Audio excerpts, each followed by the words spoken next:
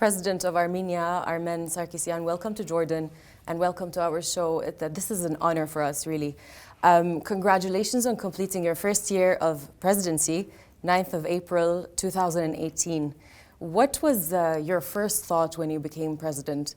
How does it feel waking up with the burden of an entire country on your shoulders? You're human at the end of the day. Well, to be honest, I don't think that I woke up with a feeling that the burden of entire country was on my shoulders. I think the burden or the task of making Armenia successful is on the shoulders of every citizen of Republic of Armenia. True. Even those who are from Nagorno-Karabakh, especially all those who live outside, the Armenian great diaspora. There are 3-4 times more Armenians living abroad than in Armenia. So it's a small state, but a global nation. So I think we are sharing that burden together. Mm-hmm. Of course, it's an honor for every Armenian to serve the country.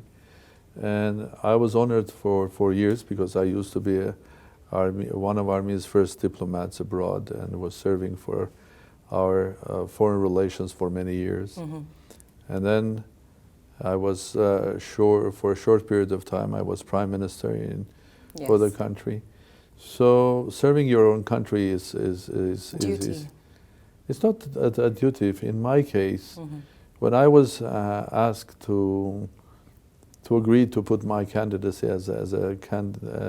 my name as a candidate for presidency, it took for a while for me to think about it. Not about am I ready or not, but about how it's going to be working out. Mm-hmm. First of all, with the 9th of April 2018, it was not only that I was elected president, but from that date, the new constitution of Armenia started working. Mm-hmm. So it's not only just a new president, but also a new constitution, mm-hmm. which always a challenge. But it became even more complex because the former president was elected by the parliament as the new prime minister, but there was a uprising against that decision of the parliament, and in fact, in 2 weeks' time, we had a big political change, yes. which is known in some parts of the world or internationally as the Armenian Velvet Revolution. Being velvet means without excessive force, without any casualties, which is a great achievement for everybody. I had my role to play there to make sure that this transition was peaceful. Mm-hmm. And I think that's a great achievement because we appeared in front of international public, in front of the world as a civilized nation that can have dramatic changes run in a proper human way, in a democratic way. So becoming a president of the country was a big change, plus the change of constitution, and plus another revolution. So you can imagine what was it together.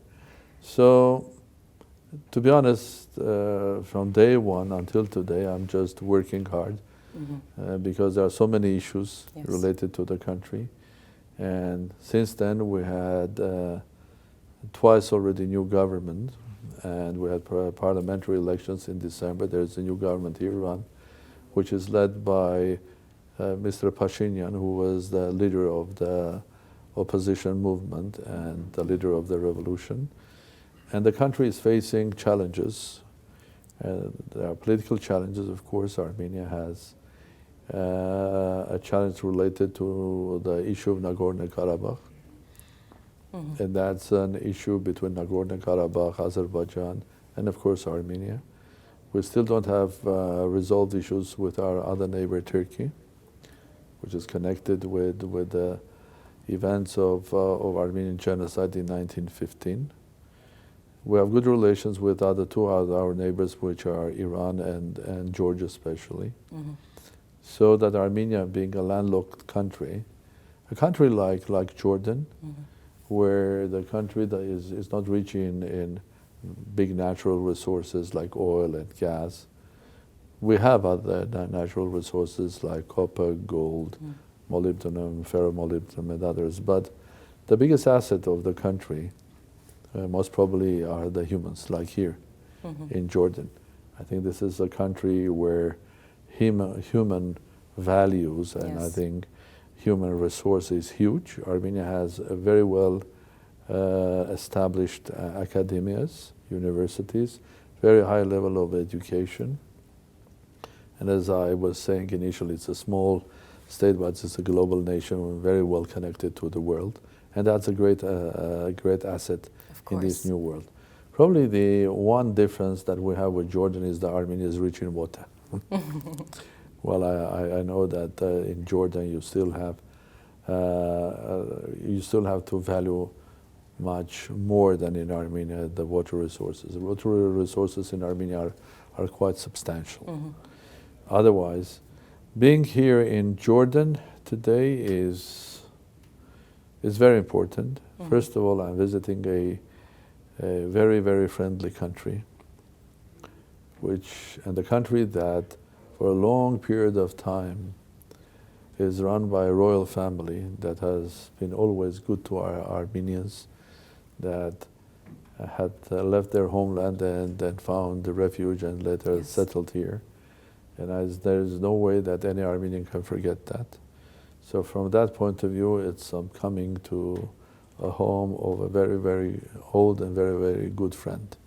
Secondly, I'm here for the World Economic Forum. Yes. It's not the first time I've been here before when I was a free man. And I'm still enjoying it because it's interesting that we have these discussions about the region, about the Middle East. And for me, Armenia is also a part of Middle East as well. Absolutely. So you're a physicist. You've worked with esteemed world-class universities, Cambridge and Harvard, namely.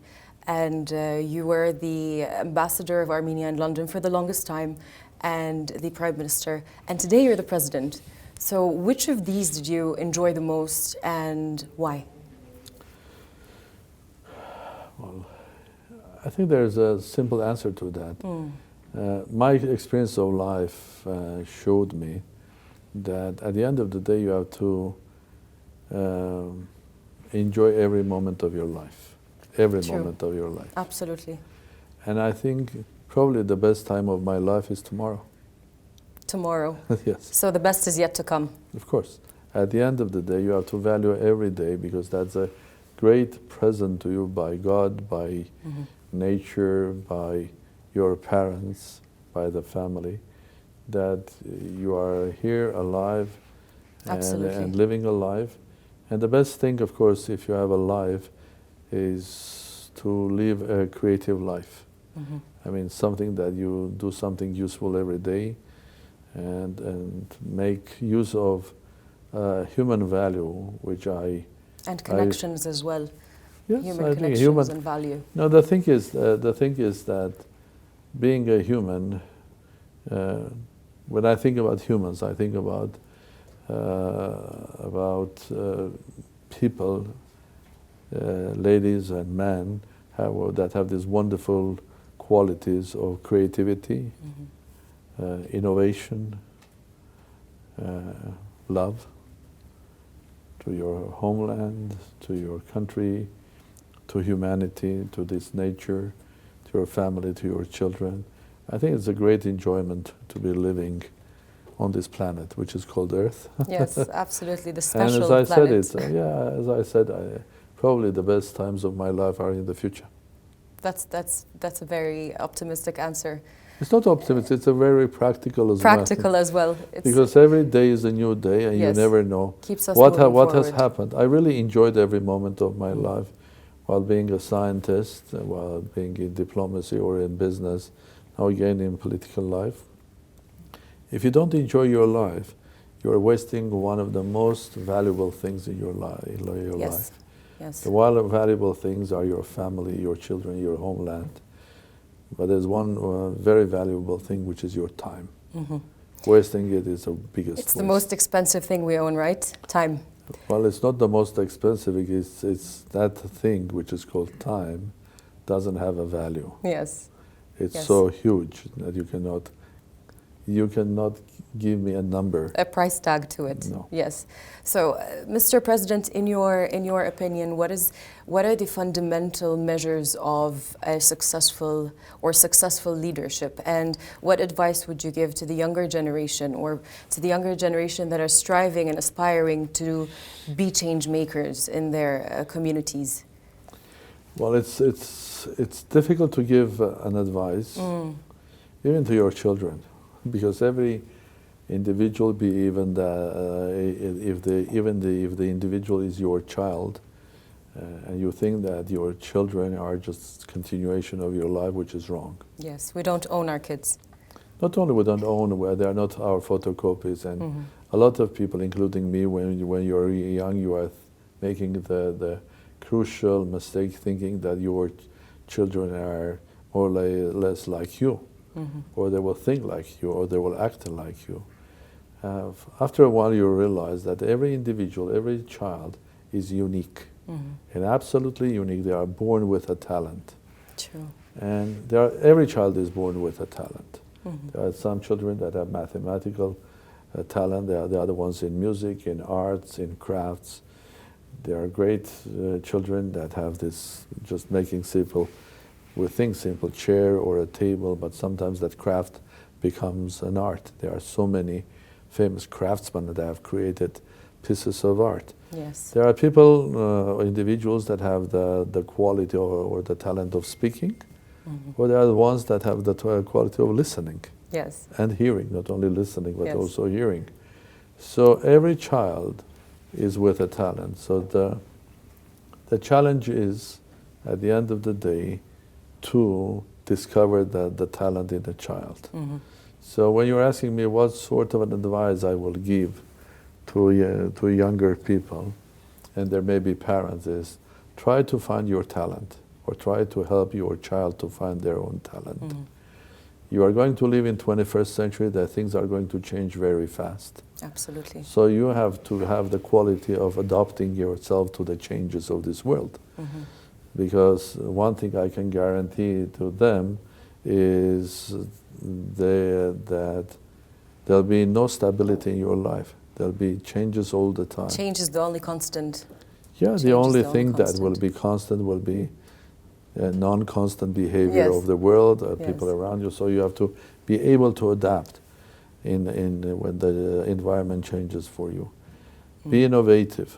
I think that's the one thing that the world is going to need in 21st century, because this is a new world of a lot of children are born and an iPad in their hand. So this is going to be a completely different world.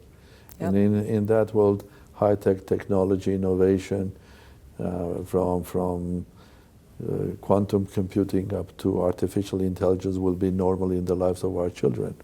So they have to be ready for innovational work, because this world is going to be a world of startups, which is different than the world was 30 years ago. 30 years ago, the world was the world of big multinational companies and vertical power. Now this power is more and more horizontal, in the sense that the big companies in the world now, if you look at them, they are not the big multinationals that were either oil, mining, or in engineering. The big companies are the ones that started in a garage, startups, Microsofts, Googles, Facebooks of this world. So welcome to the 21st century. Be creative, free, adapt yourself, be fast, and be free, and find your own talent. Because you have to do things that you really enjoy. Otherwise, you're wasting your time. Otherwise, you're wasting your life. Yes, yes. Mr. President, what can you tell me about the Armenian women, or the role of Armenian women? They are beautiful. Oh! Besides they're beautiful, they're in what areas are they more involved in? What are they good at? Tell me a bit more about the Armenian woman. Well, it is very difficult to describe Armenian woman as if you are going to describe yourself, or your family, or your mother, or your wife, or your sister. I think, as in every nation, I think women are not only equal, I think they are more important sometimes than men, because they are the ones that are taking care of our children. They are the ones that are teaching our language to them, basics of our culture. True. The first poetry, the first prayer is not men. It's the woman, the mother is they're doing it. And in the case of our Armenians, because we are, as I told you, 3-4 times bigger as a nation than the state of the Republic of Armenia. So when you live in diaspora outside Armenia, be that, Armenians live from Far East to Middle East, from Syria to Jordan up to California or Buenos Aires. I think they are the keepers of our tradition and culture. So Armenian women also have the task of keeping, transferring the culture, the language, the religion, Yes. and the values related to national identity of Armenians. And of course, there are so many Armenian. I think every woman is beautiful. It's like the talent. You have to find the beauty of every woman. Yes. And well, we men are there also to support. Once my wife said that if you find a successful woman, in many cases, there is a smart man behind her. But it's a smart one, she said. So I do believe in that the beauty of it, if to help your mother, wife, or sister to be successful, you have to be there, you have to be supportive, and do that carefully and smartly. Yes, teamwork is much needed in every area, really. Yeah. So if I were to move on to tourism a little bit between Jordan and Armenia, what do you think is the best way to strengthen and advance the tourism between Jordan and Armenia? And if so, do you have any plans to do so? Both Armenia and Jordan, they are both countries that have huge potential of tourism. And in both cases, I don't think that we have reached a sort of a saturation. There is so much that we can do. And there are so many things that are connected, are more or less the same. So if you take Jordan, it's a country, it's a beautiful country, wonderful people. I'm not speaking about food, hospitality, that's obvious. But also there is a country that can develop and should be developed more, more tourism related, for example, to religion as well. Because Jordan is a place where you can find many religions. And if you take, for example, Islam and Christianity, Jordan is a home for both. I mean, it's a historic home of both. Yes, yes. So I arrived yesterday here, and I went to River Jordan. And I think the royal family in Jordan is directly linked to Prophet Muhammad. Yeah. So what more do you want to have? The same is in Armenia at the end of the day.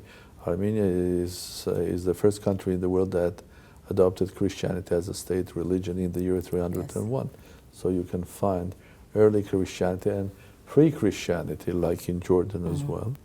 You can find Christianity, and before the Hellenic period of Armenia, now going to several thousands of years of history. So among other types of tourism, both Armenia and Jordan can, and I think they should develop tourism which is related to their history and to their culture and religion. So my last, it's not really a question, it's a request. What message would you have to your global Armenian society, and in specific your Armenian society in Jordan? Well, the Armenian society in Jordan, first of all, I would say that they are lucky that they are living in a wonderful country, where the leaders of this country, Jordan, for many generations have been very supportive to Armenians. We're going back several generations back of the royal family here. When Armenian refugees came to Jordan, they got full support of the king and the royal family. I think, first of all, Armenians in Jordan have to appreciate that and remember forever. Secondly, being The second advice to the communities in many countries, including in Jordan, is that you should never live in a ghetto. First of all, you should be a good citizen of Jordan and then also a good Armenian. You should be a part of this society. You should be actively involved in economic, business, academic or political life of Jordan. Very, very important. And remember a wonderful phrase that was said by our famous poet, singer, composer, Charles Aznavour. I adore him. Used to. No. No, I think you can continue adoring him like the world is adoring. And he said simple things. I'm 100% Armenian and I'm 100% French. So we Armenians living in other countries have to be, in Jordan, they have to be 100% Jordanian and 100% Armenian. That's my advice. Absolutely. Mr. President, thank you so much for your time. It's an absolute pleasure for us to have this chat with you. Thank you so much. The pleasure was mine. Thank you.